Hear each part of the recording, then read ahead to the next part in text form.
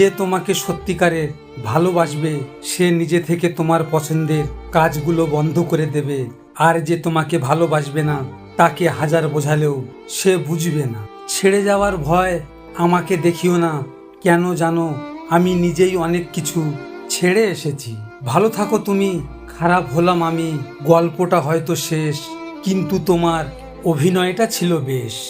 সারা জীবনে একটা আফসোস থেকে যাবে, যাকে সবটা দিয়ে ভালোবাসলাম তাকেই পেলাম না। জীবনে কিছু প্রশ্ন থাকে যার উত্তর কখনোই মিলে না, কিছু ভুল থাকে যা শোধরানো যায় না, কিছু কষ্ট থাকে যা ভাষায় প্রকাশ করা যায় না। মায়া এমন একটা জিনিস যাকে ছেড়ে আসা যায় কিন্তু ছেড়ে থাকা যায় না। এই শহরে শুধু ছেড়ে যাওয়ার গল্প শুনেছি, ফিরে আসার গল্প আজও শুনলাম না।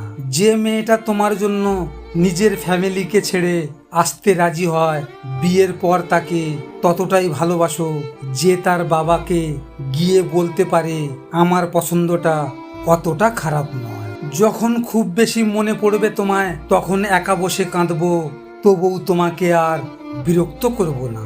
যে আঘাত দেয় সে সহজেই ভুলে যায়, কিন্তু যে আঘাত পায় সে শত চেষ্টা করলেও ভুলতে পারে না। কারো বদলে যাওয়াতে আমার দুঃখ নেই, কিন্তু কেউ একজন ছিল যার উপর নিজের থেকেও বেশি বিশ্বাস ছিল, কিন্তু সেই আমাকে বুঝিয়েছে সবার উপর বিশ্বাস করতে নেই।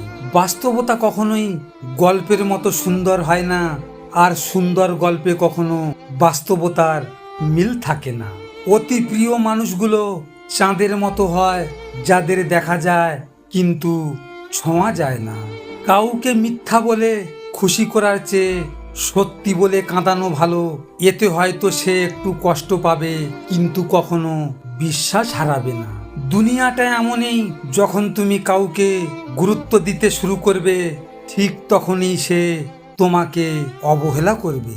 সুখ কিনতে গিয়ে আমি দুঃখ কিনে ফেলেছি, দোষ দেব কাকে, ভুল তো আমি নিজেই করেছি।